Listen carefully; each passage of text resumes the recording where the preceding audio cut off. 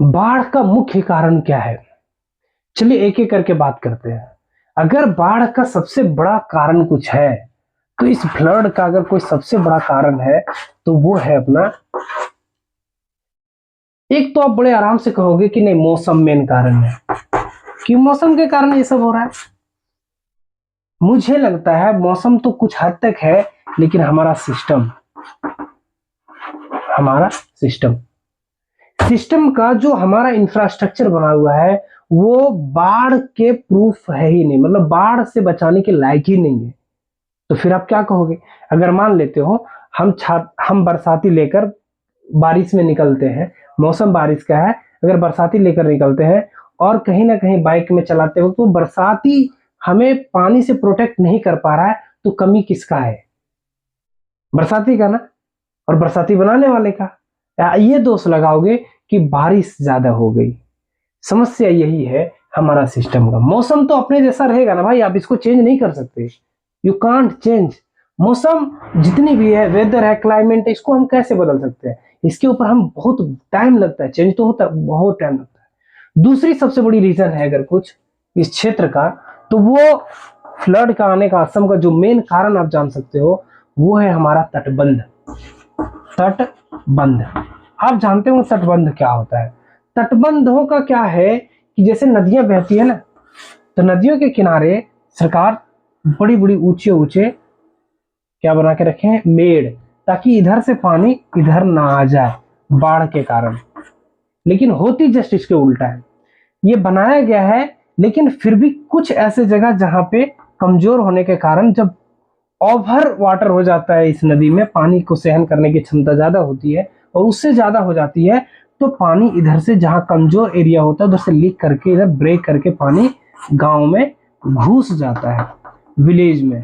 और पानी जब विलेज में आ जाती है तो समस्या ये होती है कि पूरी गांव पानी से, और जब थोड़ा सा ब्रेक किया तटबंध को, फिर पूरा तटबंध तोड़ दिया जाता है। पानी का कोई रोक ही नहीं सकता है।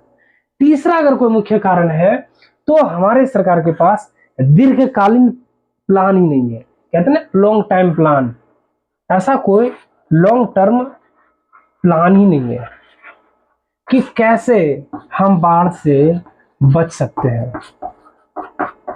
इस तरह का कुछ ऐसा एक्टिविटी ही नहीं किया गया कि लॉन्ग टर्म की एक एक्टिविटी, एक ऐसा डिसीजन लेते हैं ताकि पूरा देश या तो पूरी असम को हम बाढ़ मुक्त कर सकते हैं। ऐसा कोई लॉन्ग टर्म एक्टिविटी अभी तक नहीं किया गया है। कहीं ना कहीं लोगों का राय है, जो जानकार हैं, एक्सपर्ट्स हैं डिजास्टर मैनेजमेंट में, उन लोगों का कहना है कि कहीं ना कहीं पॉलिटिकल इंटरेस्ट भी नहीं है असम के लोगों का। राजनीतिक इच्छा भी अगर नहीं होगी कि इस समस्या को सॉल्व किया जाए, तो ये कैसे हो पाएगा? ये मेन सबसे बर्निंग पॉइंट है।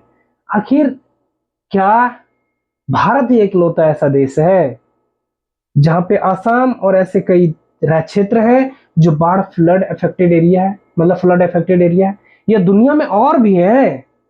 आपको कई ऐसे एग्जाम्पल दे सकता हूं पूरी वर्ल्ड में जो आसाम से भी ज्यादा फ्लड अफेक्टेड एरिया है, लेकिन आज वो फ्लड आने के बाद भी वहां कोई समस्या नहीं आता है। 0% की डेथ होती है जब फ्लड आते हैं। कैसे? How is it possible? कैसे हो पा रहा है? तो कहीं ना कहीं हमारी पॉलिटिकल इंटरेस्ट है नहीं उस एरिया को सुधारने का। और अगर कुछ है तो अगला वनों की कटाई। हम इसको अभी इसके बारे में तो आप जानते ही हैं, वनों की कटाई।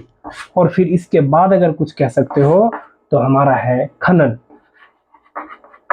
इलीगल खनन, जो हम लोग पहाड़ों में, असम तो वैसे है संसाधनों का भरपूर है, तो जो पहाड़ों पे जो खनन किए जा रहे हैं, वो जो मिट्टी है, वो जब बारिश होती है ना, तो वो नदियों के तलाटों में आके जम जाती है, जिसकी वजह से वाटर को एब्जॉर्ब करने की क्षमता कम होता है और पानी बाहर निकलता है नदियों से। और नदियों से जब बाहर निकलता तो गांव जाएगा, और गांव जाएगा तो गांव को तहस नहस कर देगा। इसके बाद अगर कुछ समस्या और है तो वो है हमारा जल निकासी प्रणाली। कहते हैं ना ड्रेनेज सिस्टम, ये उतना सही नहीं है। मतलब हमारे यहाँ का जल निकासी प्रणाली उतना बेहतर नहीं है। मतलब ऐसा कोई व्यवस्था ही नहीं। वहां छोड़ो, बड़े बड़े शहर का देख लो, गुजरात जल रहा है पानी में, पूरी तरह से फंस चुका है। अगर ऐसे हर एक एरिया में, मान लो कोई एक शहर है, उस शहर का कोई एक क्षेत्र है, उस क्षेत्र में कुछ ऐसे जगह होना चाहिए जो सेफ जोन होना चाहिए बाढ़ से, फ्लड से, और वहां पे पानी एब्जॉर्ब करने की कैपेसिटी होनी चाहिए, बट ऐसा कुछ नहीं है। ये सारे रीजंस है, और मैं मानता हूं बहुत हद तक असम की ज्योग्राफी को, ज्योग्राफी, असम का ज्योग्राफी भी जो है बाढ़ के लिए बहुत ज्यादा उचित है।